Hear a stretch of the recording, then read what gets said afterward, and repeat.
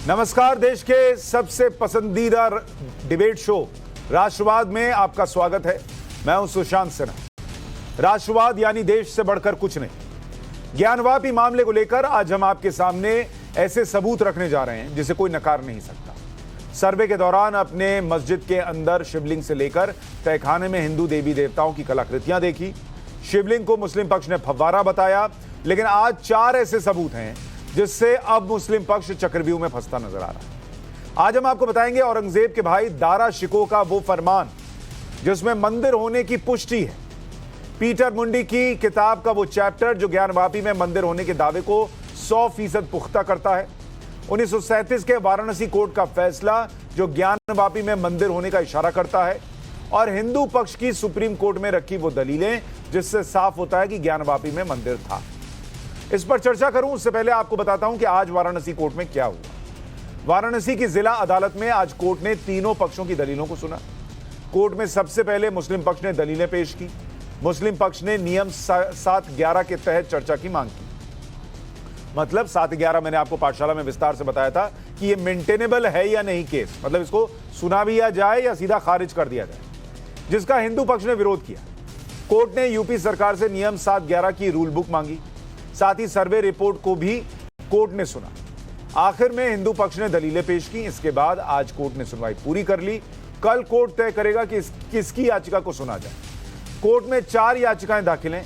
इसमें हिंदू पक्ष की मांग है कि श्रृंगार गौरी की रोज पूजा की इजाजत मिले, वजूखाने के पास की दीवार टूटे और मलबा हटाकर आगे का सर्वे हो। वहीं मुस्लिम पक्ष की मांग है कि सर्वे पर रोक लग जाए, यथास्थिति बनी रहे और वजूखाने को सील हिस्सा है उसको खोल दिया जाए। एक बार हिंदू पक्ष के वकील विष्णु जैन को सुन लीजिए। माननीय न्यायालय ने अपना ऑर्डर रिजर्व रखा है इस आधार पे कि आगे अब इस केस का प्रोसीजर क्या होगा, अगली तारीख सुनवाई की क्या होगी। हमने अपनी तरफ से एप्लीकेशन दी थी कि जो कमीशन की रिपोर्ट फाइल हुई है उसकी सीडी और फोटोग्राफ्स हमें प्रोवाइड की जाए और कमीशन की रिपोर्ट जो है इस केस के रिकॉर्ड पे पढ़ी जाए ऑर्डर 7 रूल 11 की हियरिंग पे। जो विपक्षी हैं उन्होंने कहा कि ऑर्डर 7 रूल 11 की सुनवाई पहले की जाए। तो माननीय न्यायालय ने आज अपना ऑर्डर सुरक्षित रखा है और एक प्रोसीजर बनाया जाएगा जिसके तहत अब इस मामले की सुनवाई आगे होगी और इसका फैसला कल आएगा। अब आपको दिखाते हैं वो पुख्ता सबूत जो इस बात की गवाही दे रहे हैं कि वहां मंदिर था। औरंगजेब अत्याचारी और क्रूर शासक था, लेकिन उसका भाई दारा शिकोह हर धर्म का सम्मान करता था। दारा शिकोह जब बनारस आया था तो उसने काशी के हर मंदिर के लिए फरमान जारी किया था। उसने काशी विश्वनाथ मंदिर समेत हर मंदिर में पूजा का अधिकार एक विशेष पंडित परिवार को देने का आदेश दिया था। काशी के धर्माचार्य शिव प्रसाद पांडे के पास आज भी दारा शिकोह का वो फरमान मौजूद है। दस्तावेज दिखा रहे हैं वो, और काशी के धर्माचार्य शिव प्रसाद पांडे क्या कह रहे हैं सुन लीजिए। दारा शिकोह जब बनारस आया संस्कृत पढ़ने के लिए तो यहाँ पर सभी जगह वो धार्मिक था, वो सब जगह गया, सब जगह वो किया। तो यहाँ पर विश्वेश्वर मंदिर पर भी गया तो वहाँ हमारे पूर्वजों को पाया तो उसने ये एक शाही फरमान दिया। उसमें साफ लिखा हुआ है, आले आले हर दिवाले हर शिवाले, सूरत हो या मूरत हो, हर दिगर शख्स को इत्तिला दी जाती है कि काशी विश्वेश्वर वगैरह वगैरह जो भी यानी आला ताखा ये जो भी है ये सब अधिकार हमारे पास है। तो इनका पूजा करना कराना और जो कुछ यात्रीगण चढ़ोतरी चढ़ावें उसको लेने का एकमात्र हक भीमराम लिंगियान एवं उनके वारिसान को है। अच्छा, तो ये उन्हीं का भाई ये साबित कर रहा है कि वो विश्वेश्वर वहाँ पर हैं। तो ये जो है, ये जो कागज आप दिखा रहे हैं ये दारा शिकोह का है फरमान, ये उसका मोहर है। अच्छा, ये जो है वो मोहर है, का मोहर है। ये सब वो लिखा है जो उसमें। अच्छा, इसको ये हिंदी में आप लोगों ने हिंदी में ट्रांसलेट ये जब वहाँ पर दाखिल किया गया। क्या लिखा हुआ है इसमें सफा लिखा हुआ है, आले आले हर दिवाले हर शिवाले, सूरत हो या मूरत हो, काशी विश्वेश्वर वगैरह जो भी शिवलिंग है उनका पूजा करना व कराना और जो कुछ यात्रीगण चढ़ोतरी चढ़ावें उसको लेने का एकमात्र हक भीमराम लिंगियान एवं उनके वारिसान को है। अच्छा। इसमें अगर कोई किसी भी प्रकार का उज्र पैदा करता है तो वो मुगलय सल्तनत का कसूरवार माना जाएगा। अब औरंगजेब के काल के सबूत आपको दिखाए हमने, लेकिन अब हम आपको वो एक्सक्लूसिव सबूत दिखाने जा रहे हैं जो साबित करते हैं कि मुगल शासक शाहजहां के शासनकाल काल तक वाराणसी में ज्ञानवापी मंदिर मौजूद था और वहां पर आदि विश्वेश्वर के शिवलिंग की पूजा की जाती थी। शाहजहां के शासनकाल में 1632 में पीटर मुंडी नाम के एक ट्रैवलर ने भारत का दौरा किया और वो इलाहाबाद से गंगा किनारे बनारस पहुंचा। उसने अपनी किताब में जिक्र किया कि जहां आज ज्ञानवापी मस्जिद है, वहां पर उस दौरान भगवान आदि विश्वेश्वर का शिवलिंग था, जहां पर हिंदू पूजा करते थे। यानी एक और बात जिसमें यह साबित होता है कि वहां भगवान विश्वेश्वर का मंदिर था। पीटर मुंडी ने अपनी किताब के पेज नंबर 122 में 4 सितंबर 1632 की घटना का जिक्र करते हुए लिखा कि क्षत्रिय, ब्राह्मण और बनियों की बस्ती बनारस में सबसे प्रसिद्ध मंदिर विश्वेश्वर महादेव। मैं उसके अंदर गया। बीचों बीच एक ऊंची जगह पर एक लंबोदरा सादा बिना नक्काशी का पत्थर है। उन पर लोग नदी का पानी, फूल, अक्षत और घी चढ़ाते हैं। पूजा के समय ब्राह्मण कुछ पढ़ते हैं, उसे लोग समझ नहीं पाते। उस सादी मूर्ति को लोग महादेव का लिंग कहते हैं। इस लिंग के सामने लोग अपनी सुरक्षा और वंश वृद्धि की कामना करते हैं। महिला अपने बच्चों को रोग मुक्त कराने के लिए यहां पर लाती है। पीटर मुंडी अपनी इसी किताब में एक जगह ज्ञानवापी मंदिर में गणेश और देवी श्रृंगार गौरी का भी विस्तार से जिक्र करते हैं। पेज नंबर 122 पर पीटर मुंडी महादेव की पूजा के तरीके का जिक्र करते हुए लिखते हैं, यहां पर गणेश, चतुर्भुज और देवी के भी मंदिर हैं। वहीं नंदी भी विराजमान है। साथ ही मंदिर के मंडपन में काफी सुंदर मूर्तियां रखी गई हैं। बिना नक्काशी किए हुए पत्थर को महिलाएं पूज रही हैं। दूध, गंगाजल, फूल और चावल से अभिषेक कर रही हैं। घी के दीपक जलाए जा रहे हैं। जहां पर लोग इसे महादेव का शिवलिंग कहते हैं, जो कि चारों तरफ एक दीवार से घिरा हुआ है। पानी गिरने के लिए एक रास्ता भी बनाया गया है। सबसे बड़ी बात यह है कि पीटर मुंडी अपनी इस किताब में मंदिर, पूजा का तरीका, बुद्ध धर्म के पगोड़ा और क्रिश्चियन के चर्च तक का जिक्र करते हैं। लेकिन वाराणसी में वो कहीं पर भी मस्जिद का जिक्र नहीं करते, जो बताता है कि वहां पर मस्जिद का अस्तित्व था ही नहीं और भगवान विश्वेश्वर का मंदिर उससे कहीं पहले से था। पेज नंबर 123 पर पीटर मुंडी एक जगह नंदी का विस्तार से जिक्र करते हैं। लिखते हैं, दूसरे मंदिर में गणेश की मूर्ति थी, जिनके चेहरे पर नाक की जगह हाथी का सूंड था और उनके 4 हाथ थे। ज्यादातर मंदिरों में एक महिला की मूर्ति थी जो गहने पहने हुई थी, पैर पर पैर चढ़ाकर बैठी थी। लेकिन ज्यादातर मंदिरों में महादेव यानी शिवलिंग दिखाई देते थे। एक और चीज जो मंदिरों से ठीक पहले हर जगह आम थी, वो थी एक सांड की मूर्ति यानी नंदी, जिन्हें महादेव का वाहन कहा जाता था। ये सारी बातें उस टूरिस्ट ने लिखी। काशी विश्वनाथ मंदिर और ज्ञानवापी मस्जिद का मामला 1936 में कोर्ट भी गया था। तब मुस्लिम पक्ष ने पूरे परिसर को मस्जिद करार देने की अपील की थी। इस पर 1937 में वाराणसी जिला अदालत ने जो फैसला सुनाया था, वो भी आपको बता देता हूं। अदालत ने मुस्लिम पक्ष के दावे को खारिज करते हुए कहा कि ज्ञान कूप के उत्तर में ही भगवान विश्वनाथ का मंदिर है, क्योंकि कोई दूसरा ज्ञानवापी कूप बनारस में है। जज ने यह भी लिखा कि एक ही विश्वनाथ मंदिर है और वो ज्ञानवापी परिसर के अंदर ही है। इसी मुकदमे की सुनवाई के दौरान ही बनारस हिंदू यूनिवर्सिटी के प्राचीन इतिहास के प्रोफेसर एएस ऑल्टेकर का बयान दर्ज किया गया था, जिसमें उन्होंने स्कंद पुराण समेत कई प्राचीन ग्रंथों को कोट करते हुए बताया था कि ज्ञानवापी कूप के उत्तर में ही भगवान विश्वनाथ का ज्योतिर्लिंग है। यानी एक नहीं कई सबूत हैं जो ये कहते हैं कि वहां पर भगवान विश्वेश्वर का ही मंदिर था। शिवलिंग मौजूद था, नंदी मौजूद थे, कई और मंदिर मौजूद थे। ऐसे में आज के सवाल है कि पक्के सबूतों के चक्रव्यूह में क्या मुस्लिम पक्ष है? इन सबूतों को स्वीकार करेगा मुस्लिम पक्ष? क्या 1991 की कानून की दुहाई कल खारिज हो जाएगी? कल कोर्ट का फैसला क्या होगा? इस पर चर्चा करने के लिए हमारे साथ डॉक्टर रिजवान अहमद वकील जुड़ रहे हैं, अश्विनी उपाध्याय वकील हैं हमारे साथ, महंत शिव प्रसाद पांडे हिंदू धर्मगुरु हमारे साथ जुड़ रहे हैं, मुफ्ती मंजूर जियाई हमारे साथ जुड़ रहे हैं, इस्लामिक स्कॉलर, और रुबीना खान समाजवादी पार्टी की पूर्व नेता हो गई हैं, क्योंकि इन्होंने कह दिया था कि भाई अगर वहां सबूत हैं तो मुसलमानों को बड़ा दिल दिखाते हुए वो हिंदुओं को जगह दे देनी चाहिए। तो इनको पार्टी से ही बाहर कर दिया कि तुम मस्जिद देने की बात करते हो, हम तुमको जो है पार्टी से बाहर जाने का रास्ता दे देते हैं। रुबीना बहन, मैं आज पहले आपसे शुरू करता हूं। मुझे याद है आप पहले भी मेरे साथ पाठशाला में शो में आई थी और हमारी चर्चा हुई थी। इस बार आपको बाहर निकाल दिया गया और जो अभी हम सबूत दिखा रहे हैं वो अगर सबूत है, कोर्ट मानता है, तो भाई वहां मंदिर होने की बातें तो सब कर रहे हैं। आपने ऐसा क्या गलत कह दिया कि आपको पार्टी से निकाल दिया? सुशांत जी, आपका बहुत बहुत धन्यवाद मुझे इस बहस में शामिल करने के लिए, इस डिबेट में शामिल करने के लिए। मैं आपसे सबसे पहले तो ये कहना चाहती हूँ कि काश अखिलेश यादव को ये बात समझ में आ जाती। अगर अखिलेश यादव को ये बात समझ में आ जाती तो कम से कम वो माननीय सुप्रीम कोर्ट के फैसले का इंतजार ही कर लेते।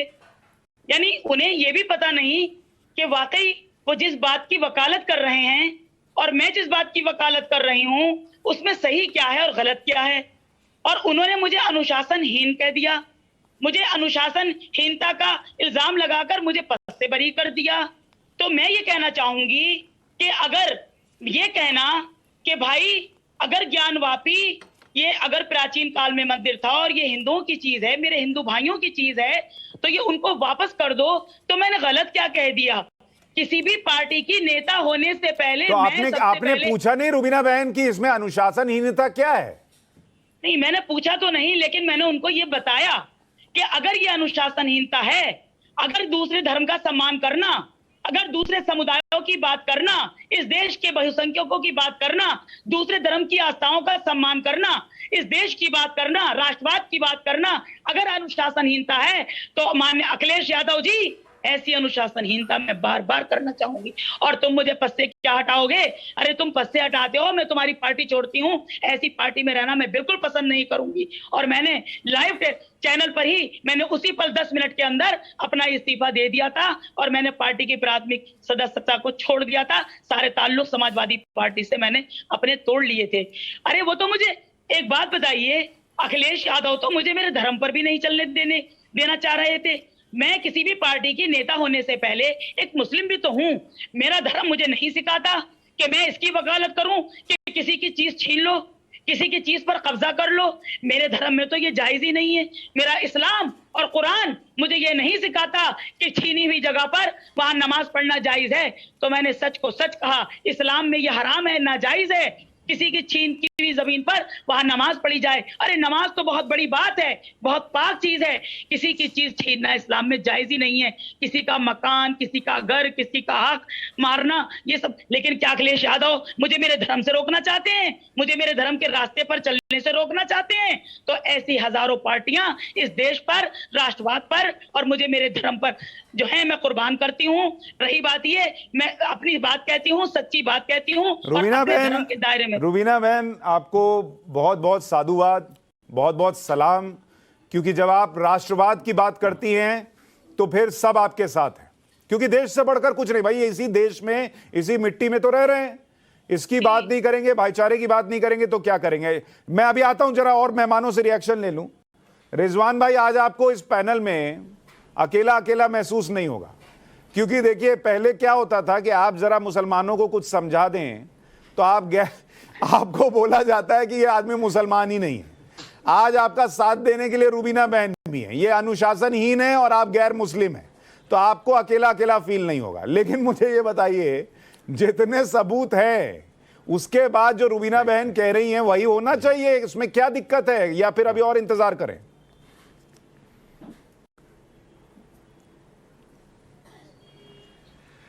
नहीं, जय हिंद, वंदे मातरम। बतौर यहाँ अधिवक्ता बैठा हूँ, तो जो उन्होंने बात बोली, ये बात हम लोग बहुत दिन से कर रहे हैं। अच्छी बात है, हृदय परिवर्तन होना चाहिए। मौखिक कुछ नुकसान हो जाएं तो उसको नहीं देखना चाहिए। लेकिन मुझे एक बात समझ में नहीं आती सुशांत भाई, कि जब ऑनरेबल सुप्रीम कोर्ट ने जब ये सीनियर डिवीज़न सिविल से ये मुकदमा डिस्ट्रिक्ट जज को ट्रांसफ़र किया, तो ऑनरेबल सुप्रीम कोर्ट ने एक ऑब्जर्वेशन किया, assertment of religious character of place is not barred by the worship act 1991। Hindi में अनुवाद ये है कि एक चीज की सत्यता तक पहुंचना, कि ये प्रांगण या ये जगह का असल में मौलिक रिलीजियस कैरेक्टर क्या है, उस तक पहुंचना आर्टिकल एक्ट ऑफ 1991 से बाधित नहीं है। ये सुप्रीम कोर्ट ने बोला है, ये मैंने, आपने नहीं बोला। ये बिल्कुल लेटेस्ट है। आपने इतने सारा अपनी रिसर्च बताई, अरे ये तो 72 घंटे पहले की बात है भाई। जो अश्वनी भाई भी यहां बैठे हैं, मंदिर पक्ष के लोग भी बैठे हैं, सत्य पक्ष के लोग भी बैठे हैं, ये लाइन ऑनरेबल सुप्रीम कोर्ट की अपने आप में पर्याप्त है। जो अभी डिस्ट्रिक्ट जज की एक एप्लीकेशन पड़ी है कल कि कोई दीवार गिरा दी जाए या कुछ दीवार हटाई जाए, अब यहां मेरा थोड़ा सा विरोधाभास है। मैं इससे सहमत नहीं हूं। चवन्नी 10 पैसा 5 पैसे से काम नहीं चलेगा और कॉम्प्लिकेशन पैदा होंगे। जब सुप्रीम कोर्ट ने यह बोल दिया है तो अगर मेरी एडवाइस हिंदू पक्ष या मंदिर पक्ष माने, मैं कहूंगा तुरंत एक पिटीशन लगाओ डिस्ट्रिक्ट जज की यहां कि ये पूरा प्रांगण जिसमें सांकेतिक पूजा होती रहे और सांकेतिक उधर कुरान की तिलावत होती रहे, बस पब्लिक के लिए बंद किया जाए 2 महीने के लिए और तुरंत इसको आर्कियोलॉजिकल सर्वे को हैंडओवर किया जाए। और ये दीवाल वो दरवाजा नहीं, पूरे को छन्नी की तरह खंगालो, पूरे को खंगालो और 6 महीने के अंदर 3 महीने के अंदर पूरी रिपोर्ट बना के दो कि ये वास्तव में यहां पर कहां स्नातन मतलब पूरा खोद दो, सबूत मिलते हैं, पूरा खोद दो। आप कह रहे हैं ये तो उन्होंने दिया है सर कि वो तहखाना और ये तहखाना सब खोद दो। नहीं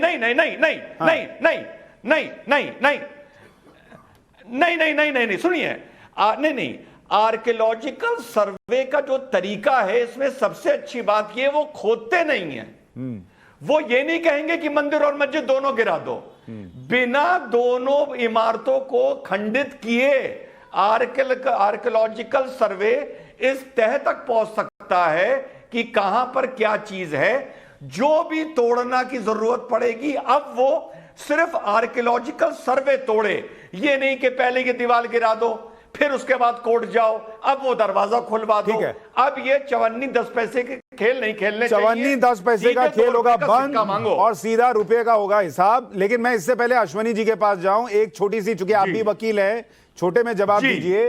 7/11 का लगाया गया है मामला जी, जब कोर्ट ने कह दिया, सुप्रीम कोर्ट ने कि 91 का एक्ट जो है वो सत्यता सामने लाने से नहीं रोकता, तो 7/11 खारिज है फिर कल। इसका मतलब कल का जजमेंट क्या आना ये तय है। बस बिल्कुल बहुत बड़ी बेवकूफी की है जिसने भी ये ऑब्जेक्शन लगाया है जी, बहुत बड़ी बेवकूफी की है। ठीक है अश्वनी जी, एक तो 7/11 कल क्या टिकेगा नहीं टिकेगा सुप्रीम कोर्ट के उस स्टेटमेंट के बाद कि भाई सत्य को सामने आने से 91 का एक्ट नहीं रोकता, और दूसरा जब इतने सबूत हैं तो जो रुबीना बहन कह रही हैं क्या वही होना चाहिए कि भैया हिंदुओं को आप खुद ही दे दो, या कोर्ट में ये सबूत जो है वो टिकेंगे? देखिए, आम आदमी की भाषा में मैं बताऊं कि एक बच्चा है, 2 लोग गार्जियन कह रहे हैं कि हमारा है। सुप्रीम कोर्ट ने कहा भैया ये सब बात की बात है, पहले टेस्ट तो कर लो, ये बच्चा है कि बेटा है कि बेटी, पहले ये टेस्ट कर लो। तो स्वाभाविक सी बात है पहले ये टेस्ट हो जाए कि वो बेटा है कि बेटी, उसके बाद ही तय होगा कि इसका मालिक कौन होगा। जो कह रहा है बेटा है तो फिर बेटे को मिलेगा, और बेटी निकलेगी तो फिर बेटी, जो कह रहा है बेटी है उसको बेटी को मिलेगी। मुझे समझ में नहीं आ रहा है कि इतना सारा इसमें बीच में व्यवधान क्यों किया जा रहा है। कायदे से अच्छा ये होता कि सीधे सीधे कहते भाई जिनका जिक्र कुरान हदीस में है वो हम ले रहे हैं, जिनका जिक्र वेद पुराण गीता रामचरितमानस में आप ले लीजिए। भाईचारा बढ़ता, परस्पर और ज़्यादा, मतलब मुझे लगता है रिलेशन बहुत अच्छा मेंटेन होता, कड़वाहट खत्म होती। औरंगजेब, बाबर, हुमायूं ने जो कुछ किया लोग उसको भूलने की कोशिश करते। भाई औरंगजेब, बाबर, हुमायूं ने या पुराने जिन्होंने किया, मतलब मर्डर किया, रेप किया, जनेऊ उतरवाया, सब कुछ किया, उसको तो लोग एक बार फिर भी भूल जाए। लेकिन हमारे सामने जहाँ साक्ष्य रखा हुआ है कि हमारे आदिदेव, ये भगवान कृष्ण का जन्म स्थान है, ये भगवान शिव का हमारे ज्योतिर्लिंग है, ये अगर हमको नहीं मिलेगा और देखते देखते नहीं मिलेगा, जानते हुए नहीं मिलेगा, उससे तो कड़वाहट बैठेगी। और कोर्ट के जरिए अगर हमें लड़के मिला, जैसे कहते हैं हमने बड़ा दिल दिखाया जी, अरे क्या बड़ा दिल दिखाया? मतलब सुप्रीम कोर्ट के फैसले के बाद जब राम मंदिर का आया तो क्या आप दंगा करते तब जाके समझ में आता? आपने दंगा नहीं किया इसका मतलब बड़ा दिल दिखा दिया।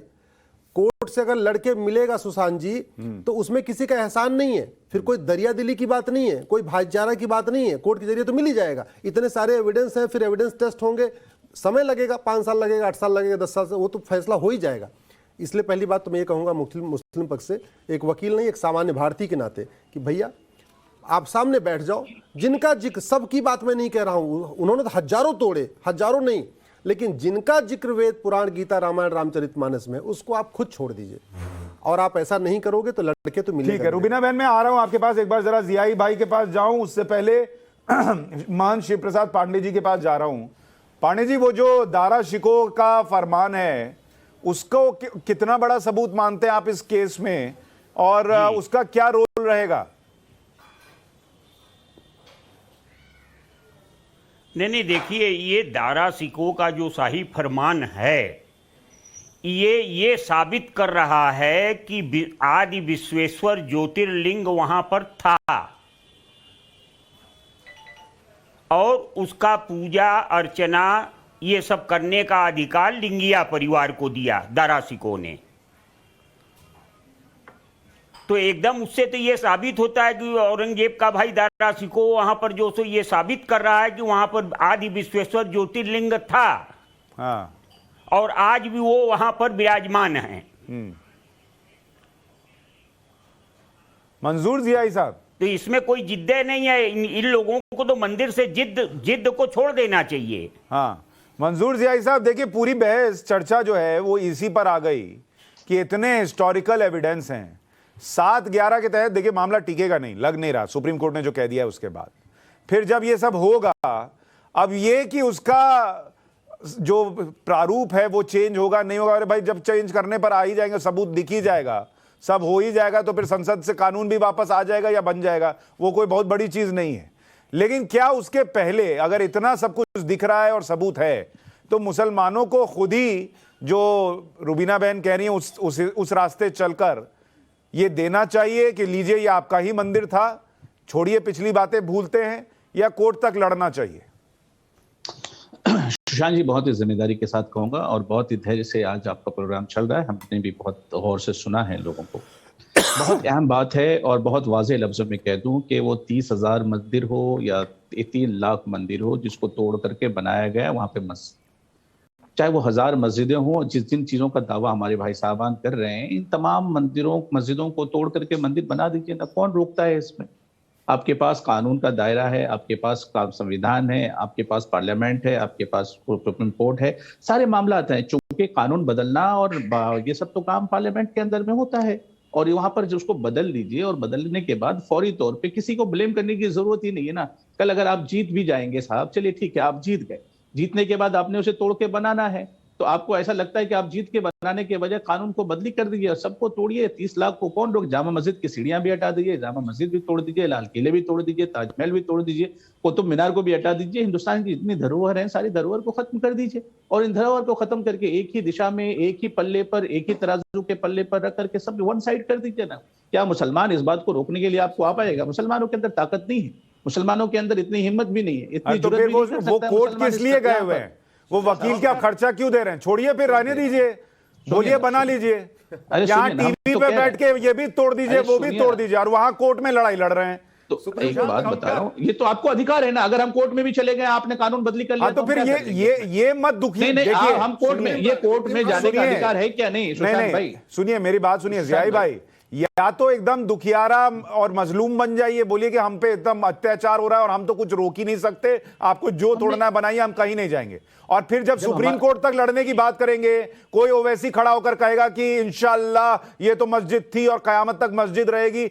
दोनों चीज नहीं चलेगी, डिबेट में मीठा मीठा, और उधर पीछे जाकर नहीं, इसको छोड़ेंगे नहीं। देखिए वो बुरा लगता है आपको। संविधान के दायरे में अगर मुसलमान अपनी बात रखता है, संविधान के दायरे में रह करके मुसलमान अगर कोर्ट जाता है, संविधान के दायरे में रह करके अपनी पक्ष को रखता है, संविधान के दायरे में रह करके कोर्ट का दरवाजा, अरे भाई संविधान के दायरे में तो सब ठीक है। अरे जियाई भाई, संविधान के दायरे में सब ठीक है, मैं कहां कह रहा हूं, लेकिन मैं ये कह रहा हूं कि फिर इस बात का कोई गाना ना गाए कि इस देश में कोई गंगा जमुनी तहजीब है, इस देश में कोई सेक्युलरिज्म है, ये फिर मत कीजिए, ये मत कीजिए। बोलिए हम लड़ते रहेंगे मस्जिद के लिए, हमको हिंदू से मतलब नहीं है, हमको मस्जिद से मतलब बात है। बहुत जिम्मेदारी के साथ कहता हूं, संविधान ने जितने हकूक हमें दिए हैं हम हकूक का इस्तेमाल करते रहेंगे। जिस दिन वो हकूक आप छीन लेंगे अरे तो हम फिर भी कर सीधा, पाएंगे, अरे हकूक भी फिर तो छीन भाईचारा लीजिए। बोल दी, छोड़ दीजिए ना, मत बोलिए कि भाईचारा है। आप वो हकूक भी छीन लीजिए। अरे भाई देखिए, हर हकूक एक क्या है शख्स आप अपने- बताइए। रूबीना बहन कह रही है आपके धर्म में अलाउड नहीं है किसी की जमीन का हड़प कर वहां पे करना। बिल्कुल ये बात, ये रूबीना बहनी नहीं, ये इस्लाम का फरमान है। हाँ तो फिर तो फिर वहां अगर सुनिए मंदिर के निशान मिलेंगे तो सुप्रीम कोर्ट लड़ने क्यों जाइएगा? सुनिए मेरी बात, देखिए मेरी बात सुनिए, रूबीना बहन का मसला नहीं है, ये शरीयत का फरमान है कि किसी की भी जमीन को जबरदस्ती लेकर के वहां पे मस्जिद नहीं बनाई जा सकती है। ये रूबीना बहन नहीं, मुफ्ती मंजूर ज़ियाई का मसला नहीं है, मसला ये पैगंबर अलैहिस्सलातु तस्लीम का है। लेकिन बात यहां पर आपको बहुत ही वाज़ेह लफ्जों में कह दूं कि इसी कानून के तहत में, जिस कानून के दायरे को लेकर के हम लड़ाई लड़ने के लिए कोर्ट में पहुंचे 1937 में, उसे कहा अरे भाई दोनों में से मुझे, अच्छा मुझे एक बात बताइए, जिला कोर्ट, एक मिनट सुनिए, एक मिनट मेरी बात सुनिए। अगर जिला, सुनिए मेरी बात सुनिए, जिला अदालत ने कह दिया कि वहां पर सर्वे कीजिए और उस सर्वे में कैरेक्टर चेंज करने की बात नहीं कर रहा हूं, मेरी बात सुन लीजिए। अभी वहां जिरह हुई और यह साबित हो गया कि वहां मंदिर था, तो फिर आपका इस्लाम जो आप बता रहे हैं वो इस्लाम नहीं इजाजत देता ना कि मंदिर पे मस्जिद खड़ी रहे। तो आप वहां से हाईकोर्ट जाएंगे या वहीं पर आप सरेंडर कर देंगे कि नहीं नहीं ये तो मेरे धर्म के खिलाफ है, आप वहां मंदिर बनेगा? नहीं, हकूक की बात जहां तक है, जब हकूक आ गया, हकूक या धर्म, एक चीज तय कीजिए। अपने जान, देखिए शरई हुकूक भी ये कहता है कि अपनी जो हमारी चीज है, जिस चीज को हम अपने हक की साबित कर रहे हैं, हम उसे हक साबित करेंगे। और अरे भाई कोर्ट कहेगा हम वहां तक करेंगे। नहीं, एक मिनट अश्वनी जी, मुझे रिजवान अहमद, मुझे ये समझाइए, दोनों बातें कैसे हो सकती हैं? ये इस्लाम की भी बात करेंगे, कोर्ट में साबित हो जाए, फिर भी ये ऊपर की कोर्ट में जाएंगे, ये इनका हकूक है, और फिर इस्लाम की भी बात करेंगे और भाईचारे की भी बात करेंगे, सब एक साथ कैसे होगा? विक्टिम कार्ड भी है इनके पास।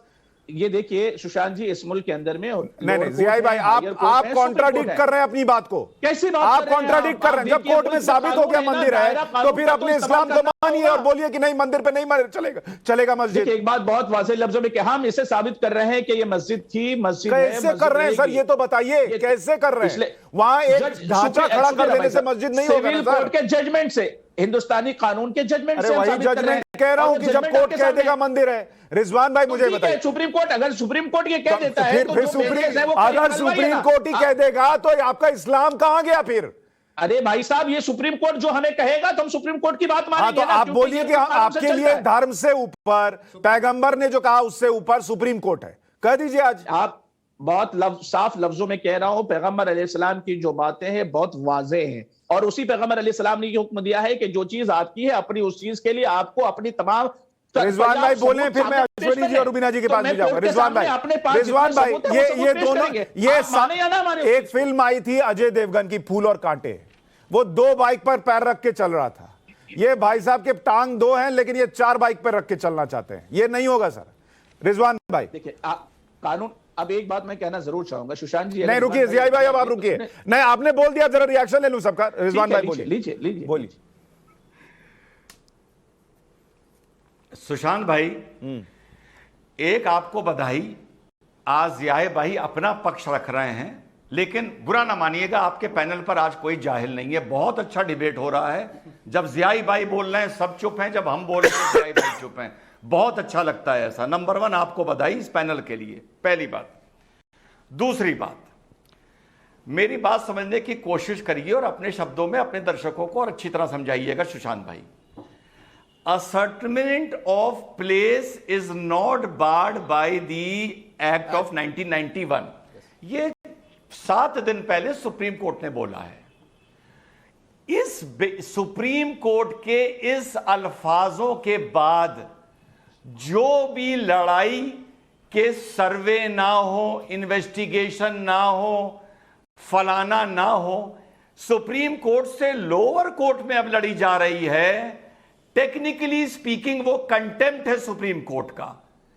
कहने का मतलब, अगर ये नीचे के कोर्ट ने बोला होता तो सुप्रीम कोर्ट में आप ये बात लड़ सकते थे, लेकिन जब सुप्रीम कोर्ट ने कह दिया कि यार जो भी पता लगाया जा रहा है, वीडियोग्राफी, सर्वे, फलाना, XYZ, ये किसी भी कानून से बाधित नहीं है और हम तुम्हारी संतुष्टि के लिए एक बड़े जज को नियुक्त कर देते हैं, तो बड़े जज किया फिर से अगर आप वो ऐतराज करते हैं कि इसका ये जो मुहिम चलाई जा रही है ये गलत है, तो आप टेक्निकली आप सुप्रीम कोर्ट का कंटेम्प्ट कर रहे हैं, पहली बात। दूसरी बात, जियाई भाई ने कहा ये भी ले लो, वो भी ले लो, वो भी तोड़ लो, ये भी तोड़ लो, सब ले लो, क्या फर्क पड़ता है? जियाई भाई, एक फर्क पड़ता है जो आप भूल रहे हैं। अगर हिंदू और ये सरकार इसी तरह से मस्जिदें तोड़ तोड़ के लेती रहेगी और लेना शुरू कर दे, तो 200 या 300 साल बाद जब इस देश का इतिहास लिखा जाएगा जियाई भाई, तो फिर नरेंद्र मोदी और हिंदुओं की तुलना मोहम्मद गजनी और फिर औरंगजेब से होगी।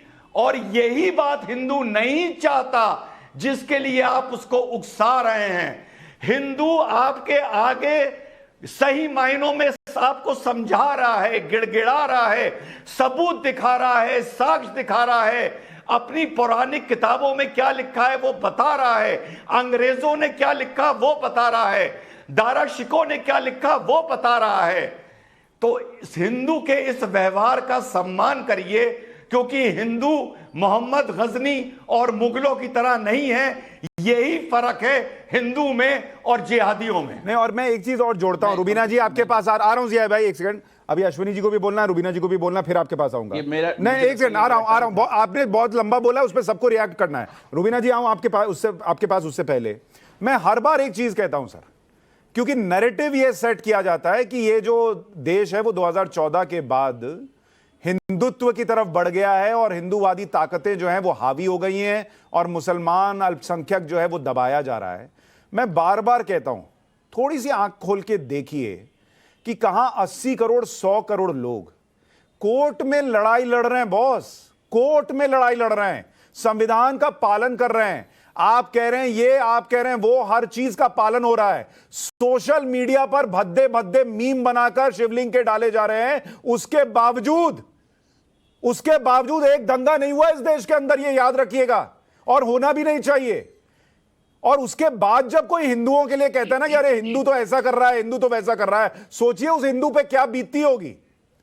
किस हिंदू की बात कर रहे हैं सुशांत? हर हिंदू की बात कर रहा हूं सर। नहीं, उन 100 करोड़ हिंदुओं की बात कर रहा हूं जो 100 करोड़ हैं लेकिन न्याय के लिए लड़ रहे हैं, जो 100 करोड़ हैं लेकिन अपने आराध्य का अपमान होने के बाद भी पुलिस में एफआईआर करते हैं, कोई पुलिस स्टेशन नहीं फूंक देते, किसी का घर नहीं फूंक देते। ये जो बात आप कर रहे हैं ये गैर मुनासिब तरीके से नहीं, गैर मुनासिब नहीं कर रहा हूं, मैं समझा रहा हूं कि देखिए कितना भाईचारा है इस देश के अंदर, इसको समझिए।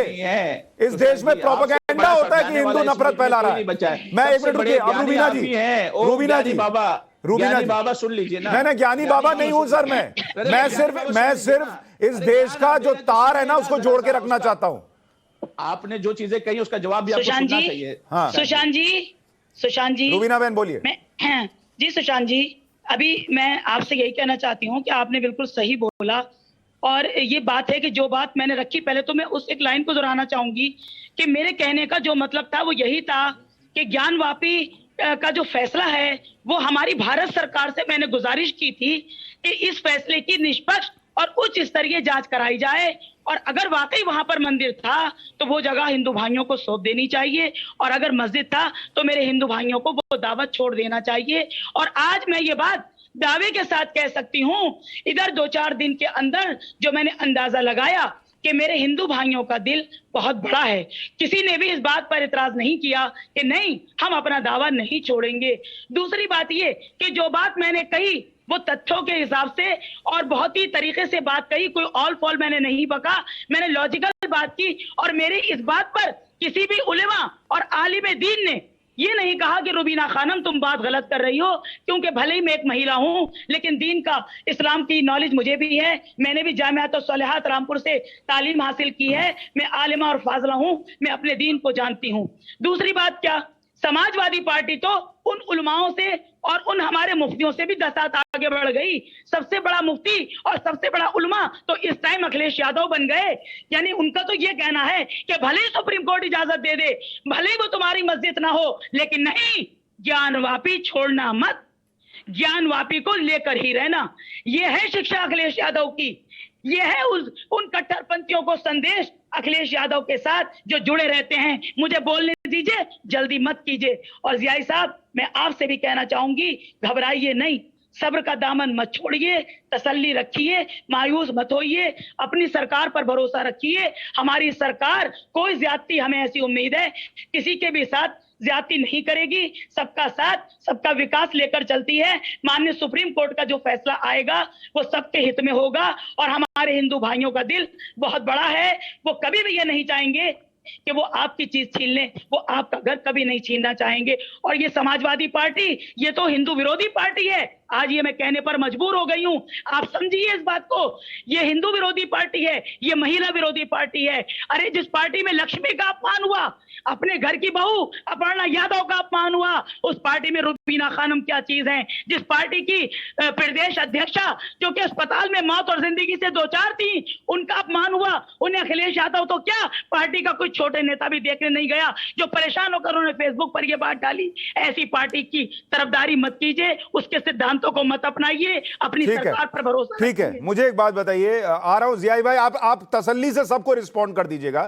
एक बार सब आपके लिए बोल दें, उसके बाद देखिए किसी का, सबको समय मिल रहा है तो घबराने की कोई बात ही नहीं है। अश्विनी जी मुझे ये बताइए कि एक आदमी कह रहा है कि अभी रात है, दूसरे ने कहा कि देखो बड़े भाई बता रहे हैं कि अभी दिन है।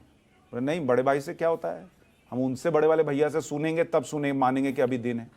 तो उन्होंने कहा अरे यार आंख में सूरज की रोशनी आ रही है, तुम कह रहे हो बड़े वाले भाई कहेंगे। बड़े वाले भाई से भी कह दिया उन्होंने कि दिन है, तो नहीं अब हम मम्मी से सुनेंगे तब मानेंगे अभी दिन है। फिर मम्मी ने कह दिया बेटा अभी तो दिन है, नहीं हम पापा से सुनेंगे तब मानेंगे कि अभी दिन है। तो जब सब सुन के और उसके बाद ही मानना है, तो फिर दोनों भाई किस बात के हैं, मुझे ये बताइए। जब इतना भी अपने भाई पर विश्वास नहीं है कि वो जब दिखा रहा है आंखों में रोशनी लग रही है तो वो दिन ही है। नहीं सुशांत जी, पहली बात तो पाखंड देखिए, कहते हैं पूजा हराम है, पूजा कुफ्र है। पूजा स्थल हराम, पूजा स्थल पे जाना, पूजा स्थल पे रहना कुफ्र है। लेकिन पिछले एक हफ्ते से पूजा स्थल कानून की दुहाई दे रहे। अरे भैया, पूजा स्थल कानून पूजा स्थल पे लागू होगा कि प्रार्थना स्थल पे लागू होगा? मंदिर को पूजा स्थल कहते हैं, जहाँ पे भगवान रहते हैं, जहाँ उनका जलाभिषेक होता है, जहाँ उनको उनका भोग लगाया जाता है, वहीं पर उनकी प्रार्थना होती है। जबकि मस्जिद एक प्रार्थना स्थल है, ये तो आप भी जानते हैं। इस्लामिक लॉ में कहा गया है mask is the place of prayer, और हिंदू लॉ में कहा गया है temple is the place of worship. तो दोनों में जमीन आसमान का अंतर है। दूसरी बात, आखिर क्या कारण है कि अरब में स्कूल बनाने के लिए, कॉलेज बनाने के लिए, हॉस्पिटल बनाने के लिए, पब्लिक ऑफिस बनाने के लिए, एयरपोर्ट चौड़ा करने के लिए, और अभी तो पता चला कि शॉपिंग मॉल बनाने के लिए भी मस्जिद शिफ्ट कर दी गई। शिफ्ट का मतलब जहां पे थी उसको वहां तोड़ दिया गया और 500 मीटर दूर दूसरी बना दिया गया। तो भैया जहां से इस्लाम शुरू हुआ वहां पे छोटी, हर साल हजारों की संख्या में मस्जिद तोड़ दिया जाता है। तो भारत में उन स्थानों पे जिसका जिक्र वेद पुराण में है, जिसका जिक्र गीता रामायण में है या रामचरितमानस में है, और इस्टेब्लिश हो चुका है कि हाँ इसको तोड़ा गया है, और इस्लाम कहता तोड़ना नहीं चाहिए। इस्लाम कहता है जहां वक्फ की जमीन हो वहीं मस्जिद बननी चाहिए या खरीदी हुई जमीन बननी चाहिए। तो आप सबको झुठला रहे हो। अकबर का फरमान, उसके सेनापति का फरमान, उसके सेनापति की चिट्ठी, इतिहासकारों के इतिहास। आप या तो आप बोलो कि भैया ये औरंगजेब झूठा, औरंगजेब का सेनापति झूठा, इतिहासकार झूठे, और ये ज्ञानवापी। और फिर अगर वो वास्तव में मस्जिद बनी तो ज्ञानवापी क्यों रखा? फिर तो उसका नाम होना चाहिए था तालीम का कुआं। ज्ञान का मतलब तालीम और वापी का मतलब कुआं। तो कायदे से फिर तो अगर वास्तव में मस्जिद बनी होती सुशांत जी, तो इसका नाम होता तालीम का कुआं मस्जिद। और मैं तो पाठशाला में बता दिया था कि किस किस वेद में ज्ञान वापी का जिक्र है और उसका क्या मतलब है। खैर जियाई भाई आप बोलिए, फिर पंडित जी आपके पास आ रहा हूं, जरा एक बार जियाई भाई बोल रहे हैं। देखें सुशांत जी, मैं बहुत ही जिम्मेदारी के साथ पहले तो भाई साहब का जवाब। अच्छा एक बात सर एक चीज, आप हर जवाब के पहले ये लाइन क्यों बोलते हैं कि आप बहुत जिम्मेदारी के साथ ये बात कर रहे हैं? आप जिम्मेदार व्यक्ति हैं, इसलिए मैंने आपको डिबेट में बुलाया, इसको बोलने की जरूरत नहीं है सर। जियाई भाई बस सॉरी एक बात बता दीजिए, मस्जिद पूजा स्थल है या प्रार्थना स्थल, ये जरूर बता दीजिए। बता ही देता हूँ साहब, आपकी बात का पूरी जवाब दे देता हूँ। प्लेस ऑफ वर्शिप है या प्लेस ऑफ प्रेयर है? साहब सुन तो लीजिए, अब दोनों बातें आप ही कह रहे हैं। हमारे सुशांत जी ने जिस तरीके से बातें रखी थी, इससे पहले भी रखी, इससे पहले कई डिबेट हम कर चुके हैं। इन्होंने कहा कि 13वीं शताब्दी का वो शिवलिंग मिल गया। 13वीं शताब्दी के वक्त में जिस वक्त की बात की जा रही है, उस वक्त नंदी जी तो थी नहीं वहां पर, क्योंकि हमने अभी कानून के पन्नों को देखा, हमने हिस्ट्री के पेजेस को देखना शुरू किया, तो उसमें देखा कि उससे पहले तो वहां पर वो नंदी जी थी नहीं। नंदी का और नेपाल के जो बादशाह थे या वहां के जो देने वाले थे, उनका क्या ताल्लुक है नंदी जी का, वो भी जरा बताइएगा। दूसरा अहम पहलू जो आपने कहा कि वर्शिप प्लेसेस है या फिर वो प्रार्थना प्लेसेस है, तो मैं आपको लफ्जों में कह दूं और जिम्मेदारी के साथ ये कहता हूं, फिर मैं जिम्मेदारी इसलिए कहूंगा, जिम्मेदारी के साथ जो कहूंगा वो ऑथेंटिक होगा इंशाअल्लाह। वो मैं आपको इसलिए कह रहा हूं कि वो प्रार्थना स्थल जिसे आप कह रहे हैं, यकीनन वो इबादत गाह है जहां पर इबादत होती है, तो वो इबादत गाह है, आप उसे अपने लफ्जों में कह सकते हैं। और बात जहां तक आपने ज्ञानवापी का कहा, तो ज्ञानवापी इलाके का नाम है, आपने केरला में देखा होगा कितनी मस्जिदों का नाम नंद कुमार, नंद नगर, उस तरीके की मस्जिदों का नाम रखा गया है। तो इसका यह मतलब नहीं है कि ज्ञानवापी मस्जिद का नाम नहीं रखा जाता है। ये दोनों सवालों का जवाब हुआ। मैं बहन रूबीना खानम का जवाब देना चाहूंगा कि मैं किसी पार्टी का तो हूं नहीं, मैं समाजवादी की तो घोर निंदा हमेशा करता आया हूं, लेकिन आपने अपनी पार्टी का आपने आज ये बता दिया है कि आपने बीजेपी ज्वाइन कर ही लिया है, तो मैं आपकी बीजेपी की हिमायत करते हुए जरूर इतना कहूंगा कि आप बीजेपी की हिमायत जरूर करें। मैं भी करता हूं, क्योंकि प्राइम मिनिस्टर मोदी ने अच्छा काम किया है, हम उसकी हिमायत करते हैं। लेकिन इस तरीके की भाषाओं का इस्तेमाल करना कि भाई आप उनकी हिमायत करें, मैं किसी की हिमायत नहीं कर रहा हूं कि मैं अखिलेश का हिमायती आदमी हूं। मैंने हमेशा ऐसे लोगों की निंदा की है जिन्होंने हमारे कंधों का इस्तेमाल किया है, जिन लोगों ने हमारी जबान का इस्तेमाल किया है, जिन लोगों ने यह कोशिश किया है कि मुसलमानों को उसके मसाइल जितने उसको जबरदस्ती उलझा करके मुसलमानों को दुनिया के सामने जलील और रुसवा किया जाए, ये काम अखिलेश की पार्टियों ने किया और दूसरी सेकुलर पार्टियों ने किया। मैं उन तमाम पार्टियों की निंदा करता हूं जिन लोगों ने हमारे साथ छल किया है, और उस तमाम छल पर मोदी जी ने छेद कर दिया ला करके। तो मैं इस जिम्मेदारी के साथ फिर कहूंगा, सुशांत जी जिम्मेदारी समझिए इसको, और इस जिम्मेदारी के साथ इसलिए कहना चाहता हूं कि ये जिम्मेदार चैनल भी है और सुशांत जी भी बहुत जिम्मेदार है, और यहां पर जितने बैठे हैं वो भी जिम्मेदार है। तो ये लोग सब सुने अब जरा मुल्क के अंदर में जो वातावरण बनाने की जिम्मेदारी के साथ कोशिश। एक प्रश्न पूछना चाहता हूं, सुनिए ना, मुझे ना एक मिनट रुकिए जिया भाई, ऐसे नहीं, पांडे जी बैठे हुए हैं, पांडे जी नहीं बोले हैं इतनी देर से, रुकिए। आपने जब मुझे टाइम दिया तीनों को जवाब इतना देने का, तो मुझे देने देते। सुनिए, अभी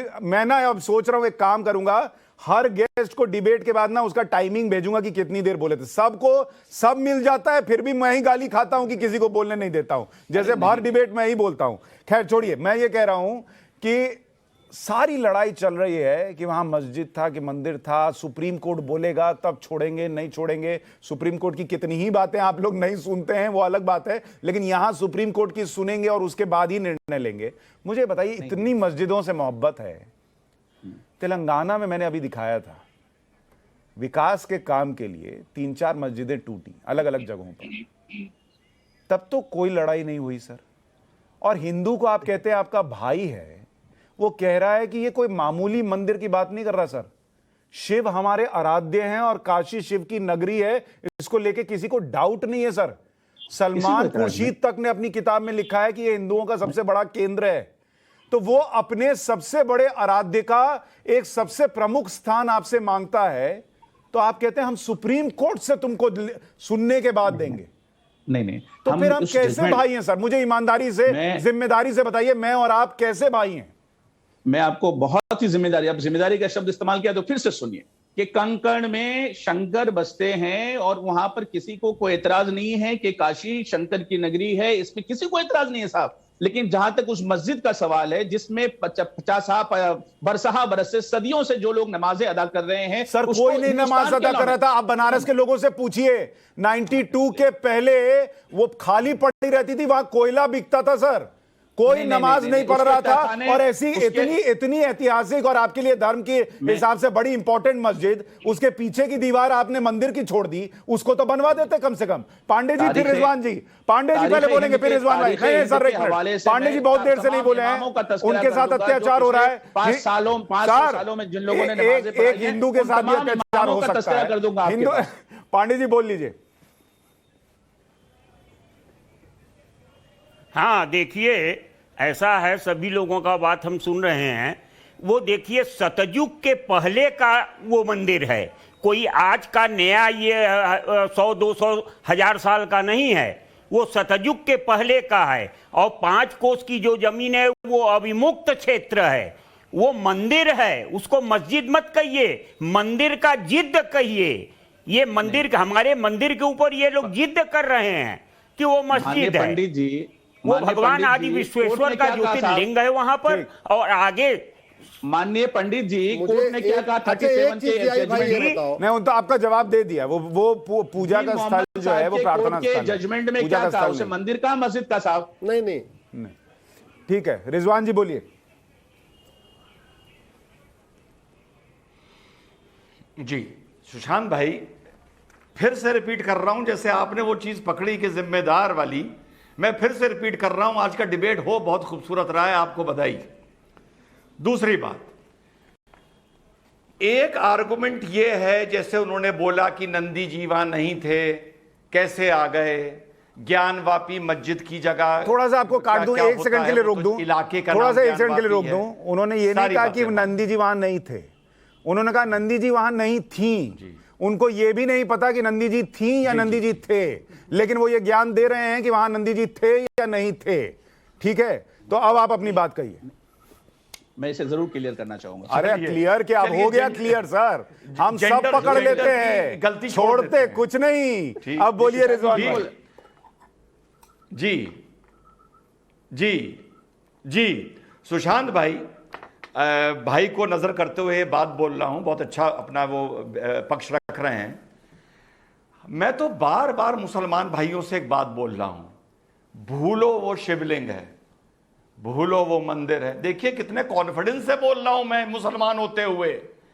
भाई आप साबित कर दो कि फलानी हदीस में ऐसे त्रिशूल का जिक्र है कि मस्जिदों में त्रिशूल की आकृतियां बनाई जाती हैं। आप ही साबित कर दो कि फलानी किताब में स्वास्तिक का जिक्र है कि कभी कभी मस्जिद में, दरगाहों में स्वास्तिक बनाया जाता है। आप ही जिक्र कर दो कि मस्जिदों में घंटियों की आकृति बनाई जाती है। आप ही जिक्र कर दो कि वो जो फव्वारा है उसमें पानी कहां से आता था। अरे आप ही कर दो ना, छोड़ो हिंदुओं की सारी बात झूठ। मैं कह रहा हूं हिंदू पक्ष की सारी बात झूठ। आप ही साबित कर दो इन सारी बातों को, इतना ही कर दो तो मेहरबानी होगी इस देश पर। सुन लीजिए। मैं और जिया भाई, इसमें एक चीज और है अश्विनी जी कि बताइए, जो केस चल रहा है उसमें भी हिंदू पक्ष जा जाकर सबूत दे रहा है कि ये है वो है, इतिहास के पन्ने में है, ट्रैवलर ने ये कह दिया, वहां ये मिल गया, वहां वो मिल गया। मुस्लिम पक्ष का एक ही दावा है कि 91 का एक्ट है और आप इसको छुइए नहीं, आप इसको देखिए नहीं। आप एक सबूत नहीं बता रहे कि बहुत ये मस्जिद ही थी। मैं रिजवान जी की बात को, मैं रिजवान एक मिनट सुनिए, जिया जी सुनिए, एक सेकंड अश्विनी जी बोलने, फिर आप बोलिएगा। मैं जो रिजवान जी ने कहा मैं उसी का आगे बढ़ा रहा हूं। आप इस्लामिक लॉ के अकॉर्डिंग ये प्रूव कर दो कि हाँ वो मस्जिद थी। इस्लामिक लॉ के अकॉर्डिंग प्रूव करने के लिए सबसे पहले आपको बताना पड़ेगा जमीन का मालिकाना हक। आपको या तो किसी ने वक्फ किया, या आपने खरीदा, या आपकी खुद की थी। और चौथी सबसे इंपॉर्टेंट, आपको यह एस्टेब्लिश करना पड़ेगा कि वो जमीन वर्जिन थी। यह तो इस्लामिक लॉ कहता है वर्जिन जमीन होनी चाहिए, समतल होनी चाहिए, पहली ईंट मस्जिद के नाम की लगनी चाहिए। आप एस्टेब्लिश कर दो, और अगर एस्टेब्लिश नहीं कर पा रहे हो एएसआई को दे दो। एएसआई बता देगा कि ये वास्तव में फाउंडेशन, दीवार और छत एक साथ बनी है या फाउंडेशन अलग टाइम बना, दीवार कब बनी और छत कब बनी। बड़ी सीधी सी बात है। मुझे बस इतना लगता है अश्विनी जी, ये आर्ग्यूमेंट आगे आना रह गया। सुन लीजिए ना। हाँ बोलिए बोलिए। अश्विनी जी, बहुत ही आप जिम्मेदारी से आप भी कह रहे थे, तो जरा सुन लीजिए। जब आप बहुत जिम्मेदारी से कह रहे तो सुनिए साहब। जिया भाई, आप कभी कभी मुझे लगता है घर में बोलते होंगे बड़ी जिम्मेदारी के साथ 2 रोटी खिला दो। सुन लीजिए ना, आप तो सुन ही लीजिए ना सुशांत जी। बोलिए। असल दरअसल मसला ये है कि हमारे भाई साहब ने जिस तरीके की बातें रखी हैं कि आप साबित कर दो मस्जिद थी या नहीं थी, तो साहब हम कोर्ट के पन्ने लेकर के इस मुल्क में आ रहे हैं जिस मुल्क में कानून का दायरा है, जहां पे कॉन्स्टिट्यूशन है, जहां पे हम लोग जजमेंट को मानते हैं, जहां पर कोर्ट पर यकीन रखते हैं। तो कोर्ट पर यकीन रखने वाले लोग चोट के पन्ने ला करके आपके सामने रखते हैं। विक्टिम कार्ड मत खेलिए भाई साहब। 3 तलाक पे आपने कहा इस्लाम का हिस्सा है। मैं आपको सुनिए, मैं सुप्रीम कोर्ट, एक मिनट मैं जरा इनको जवाब दूं। जिया भाई, आप कह रहे हैं कि आप कोर्ट पर यकीन रखते हैं इसलिए आप कोर्ट गए। आप कोर्ट क्यों गए आपको पता है सर? आप कोर्ट इसलिए नहीं गए कि कोर्ट ये तय कर दे कि इसका सच क्या है। आप कोर्ट इसलिए गए हैं कि सच कुछ भी हो, कोर्ट ये कह दे कि एक एक्ट है जिसके हिसाब से ये बदला नहीं जा सकता।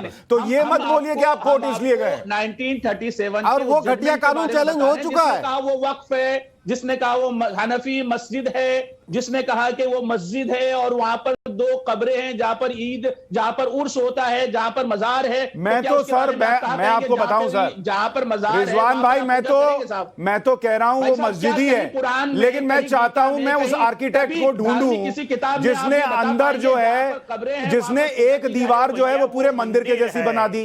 मैं उस आर्किटेक्ट को ढूंढना चाहता हूं जिसने अंदर जो है मस्जिद के अंदर स्वास्तिक और त्रिशूल जैसा बना दिया। वो कौन सा आर्किटेक्ट था? आपको जरूर ढूंढना चाहूंगा रिजवान भाई, जिस किताब के अंदर में गीता में, कमल है, पान है, पत्थर पर सिंदूर लगा हुआ है, हाथी है, सूंड है, क्या नहीं है उसके अंदर? अरे जीआई जी सुनिए, बड़ा कोट कर रहे हैं भैया, सुन लीजिए, एक बात सुनिए। एक मिनट रिजवान भाई, मेरे पास समय नहीं है। एक रिएक्शन, पिछले डिबेट में एक भाई साहब आए थे, वो बोल के गए थे कि मस्जिदों में घंटी भी लग सकती है जी। अब ये भाई साहब बता के जा रहे कुछ और जी।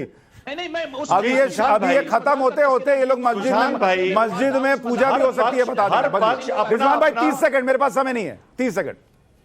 रिजवान भाई नहीं जियाई भाई रुकिए, समय नहीं है। रिजवान भाई रहा है, बहुत अच्छी बात है। 15 दिन बीतने को आ रहे हैं, जियाई भाई भी अपनी बात रखते हैं। अरे हिंदुस्तान में नहीं जियाई भाई, पूरी दुनिया में इतने दिन में आप लोगों के इतने कांटेक्ट होंगे। अरे कोई ऐसी मस्जिद तो निकालो जहां त्रिशूल की आकृति हो, स्वास्तिक हो, घंटियां हो, डमरू हो, एक तो निकाल के दो। देखिए ये बातें तो अब कोर्ट में उठेगी, क्योंकि 7-11 दो वकील बैठे, वो कह रहे हैं 7-11 की गुंजाइश कम है कि वो कोर्ट में टिक पाए, और ऐसे में कल जब इस पर सुनवाई आगे बढ़ेगी फिर देखेंगे क्या होगा। लेकिन मामला तो कोर्ट में चलेगा, भाईचारे से नहीं सुलझेगा, ये लगभग हर बार हर डिबेट में तय हो जा रहा है। आप सभी मेहमानों का बहुत शुक्रिया राष्ट्रवाद में जुड़ने के